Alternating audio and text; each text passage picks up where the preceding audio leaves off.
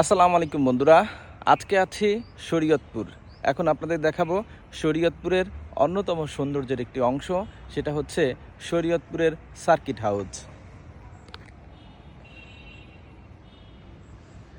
শরীয়তপুরের circuit house যেন শুধু সার্কিট হাউসই না, সৌন্দর্যের এক বিশাল অংশ জুড়ে আছে এই শরীয়তপুরের সার্কিট হাউস।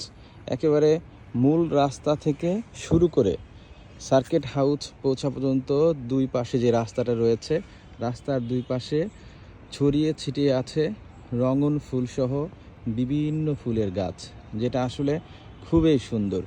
এই গোলাপি, লাল, সাদা নানান জাতের ফুল এই সার্কিট হাউসের সৌন্দর্যকে আরও বেশি প্রাণবন্ত করে তুলেছে। আমরা যারা শরীয়তপুরের জনগণ কোনো না কোনো কারণে হয়তো এই সার্কিট হাউসে অবশ্যই চলে আসছি। ডিসি অফিসের বিপরীত সাইডে সাদা যে বিল্ডিংটি দেখা যায়, সেই বিল্ডিংটি মূলত শরীয়তপুরের আমাদের পরিচিত সার্কিট হাউস।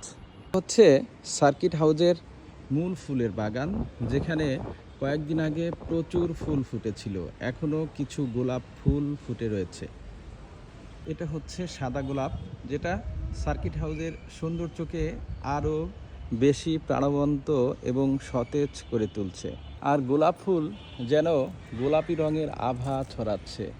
সুন্দর গোলাপ ফুলের এই পাপড়িগুলো আসলেই খুবই সুন্দর। এই পাপড়িগুলো দেখতে একেবারে প্রাণ মন সব কিছু জুড়িয়ে যায়। সবুজ দেখলেই যাদের মনটা নেচে ওঠে, যারা সবুজের সমারোহ কিংবা সবুজকে দেখলেই তাদের মনে একটা অন্যরকম চিত্তাকর্ষক ভাব জাগে, তাদের কাছে এই সার্কিট হাউসের অকৃত্রিম সৌন্দর্যটা সত্যিই অকৃত্রিম এবং অনেক বেশি ভালো লাগবে বলে আমি বিশ্বাস করি।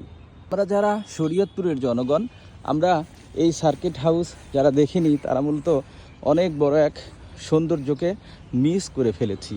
যে সৌন্দর্য আসলে নয়নাভিরাম সৌন্দর্য, যে সৌন্দর্য মানুষের প্রাণ মন হৃদয় সব কিছু কেড়ে নেওয়ার মতো এক সৌন্দর্য, যে সৌন্দর্য দেখলে বারবার দেখতে ইচ্ছে করে, সেই সৌন্দর্যের একটি বিশাল অংশ হচ্ছে আমাদের সার্কিট হাউস শরীয়তপুর।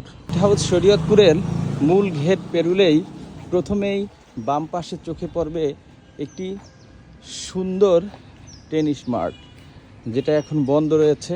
এখানে মাঝে মাঝেই খুব সুন্দর টেনিস খেলা অনুষ্ঠিত হয়। যদি সামনে যাই তাহলে আরও বেশি ভালো লাগা কাজ করবে। যত দূর যাই শুধু সৌন্দর্য আর সৌন্দর্য ভালো লাগা কাজ করে।